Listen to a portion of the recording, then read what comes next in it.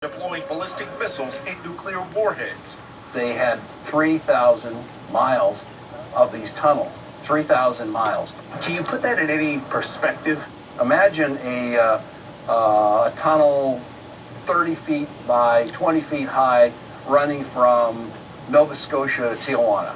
Harbour is a former Pentagon strategist who used to look for weaknesses in the old Soviet Union.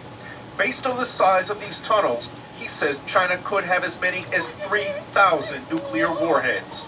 The problem with the study and the way that it comes to this estimate is that the students and their professor make the assumption that because China is working on this system of underground tunnels, this must automatically mean that they have they're working on new nuclear weapons.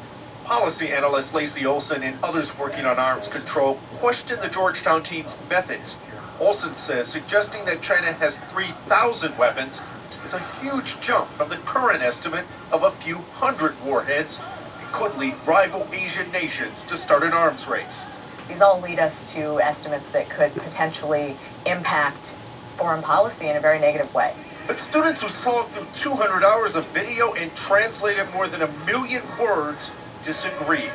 Seeing hundreds of thousands of Chinese men who work to build these things and hearing their stories and seeing how much effort they put into this is another issue. It shows how important this is to the Chinese military. They may provoke an arms race, even unintentionally.